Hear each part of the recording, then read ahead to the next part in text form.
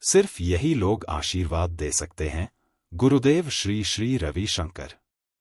मनुष्य के जीवन में आशीर्वाद शब्द केवल एक परंपरा या औपचारिकता नहीं है। यह कोई साधारण शुभकामना नहीं, बल्कि एक ऐसी ऊर्जा है जो हमारे जीवन को पलट सकती है। जब कोई संत, गुरु या शुद्ध मन वाला व्यक्ति आशीर्वाद देता है, तो उसके शब्द खाली हवा में खो नहीं जाते, बल्कि ब्रह्मांड की शक्ति को खींचकर हमारे जीवन में उतार देते हैं। गुरुदेव श्री श्री रविशंकर जी कहते हैं, आशीर्वाद देने का सामर्थ्य केवल उसी के पास होता है जो स्वयं भीतर से निर्मल और प्रसन्न हो। जिस व्यक्ति का मन दूषित है, जिसमें क्रोध, ईर्ष्या, लोभ या द्वेष भरा है, उसका आशीर्वाद भी खोखला होता है। आशीर्वाद का रहस्य। हम सबने जीवन में सुना है, बड़ों का आशीर्वाद लो, गुरु का आशीर्वाद लो, लेकिन कभी सोचा है कि क्यों आशीर्वाद असल में सकारात्मक कंपन, पॉजिटिव वाइब्रेशन है। जब कोई शुद्ध हृदय वाला व्यक्ति आपको शुभकामना देता है, तो वह सिर्फ शब्द नहीं बोलता, बल्कि अपने भीतर की ऊर्जा आपके जीवन में प्रवाहित करता है।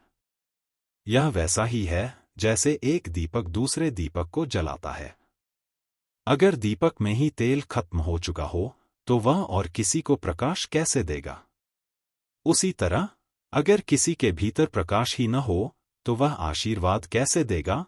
कौन दे सकता है आशीर्वाद? गुरुदेव बताते हैं, प्रसन्नचित्त व्यक्ति जिसके चेहरे पर मुस्कान हो, जिसके भीतर संतोष हो। निस्वार्थ व्यक्ति जो केवल अपने बारे में न सोचकर सबके लिए भलाई चाहता हो। साधक और सेवक जो ध्यान, प्रार्थना और सेवा में जीवन बिताते हैं। करुणामय हृदय वाला जिसे दूसरों का दुख देखकर पीड़ा होती है और मदद करने की भावना जागती है।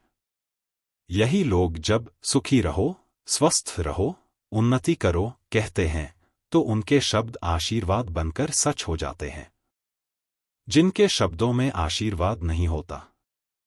हर कोई कह सकता है भला हो तुम्हारा, लेकिन सभी के शब्द प्रभावी नहीं होते। अगर कोई व्यक्ति लगातार शिकायत करता है, क्रोध से भरा रहता है या हमेशा दूसरों की बुराई सोचता है, तो उसके शब्दों में शक्ति नहीं रहती। गुरुदेव कहते हैं, अगर मन में कलुष है तो आशीर्वाद केवल शब्द रह जाते हैं, वे फलते फूलते नहीं। आशीर्वाद का असर। इतिहास और अनुभव गवाह हैं कि गुरुजनों और संतों के आशीर्वाद से असंभव कार्य संभव हो जाते हैं। एक साधारण किसान राजा बन सकता है। असाध्य रोग ठीक हो सकता है। निराश जीवन में नई रोशनी आ सकती है। लेकिन यह तभी संभव है जब आशीर्वाद देने वाले के भीतर सच्ची शक्ति हो और लेने वाला भी खुले मन से उसे स्वीकार करे। आशीर्वाद पाने की योग्यता सिर्फ गुरु या संत ही नहीं, बल्कि माता पिता, बुजुर्ग और अच्छे मित्र भी आशीर्वाद दे सकते हैं, बशर्ते वे शुद्ध और निस्वार्थ हों। लेकिन यहाँ एक और रहस्य है। आशीर्वाद तभी असर करता है जब लेने वाला भी विनम्र हो। अगर अहंकार से भरा व्यक्ति आशीर्वाद को मजाक समझे, तो उसका असर कम हो जाता है। जैसे खाली बर्तन ही जल भरने के योग्य होते हैं, वैसे ही विनम्र और आस्था से भरे लोग ही आशीर्वाद की शक्ति को ग्रहण कर पाते हैं। आशीर्वाद देने वाला स्वयं कैसे बने?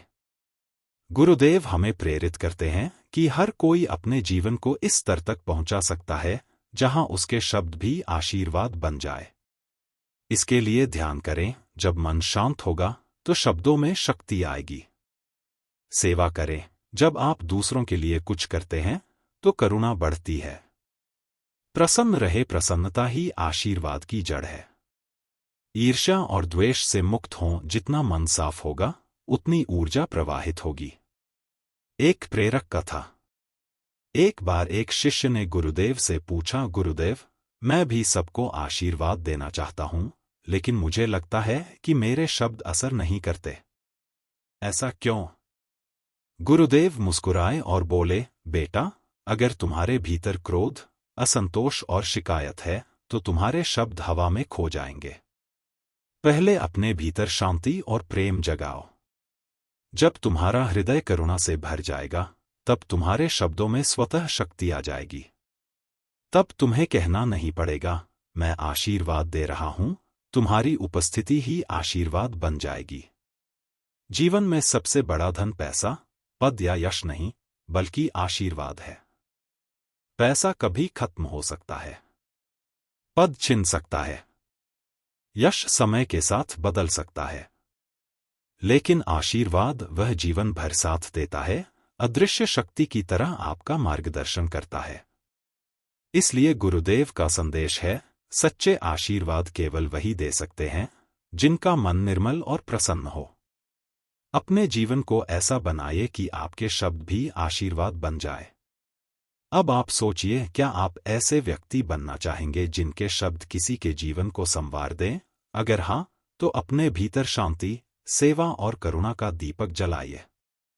तभी आप भी कह पाएंगे, सुखी रहो, स्वस्थ रहो, उन्नति करो, और आपके शब्द किसी के लिए चमत्कार बन जाएंगे। आशीर्वाद शब्द नहीं, ऊर्जा है। यह ब्रह्मांडीय कंपन है जो तभी असर करता है जब देने वाला और लेने वाला दोनों शुद्ध भाव से जुड़े। कौन दे सकता है आशीर्वाद?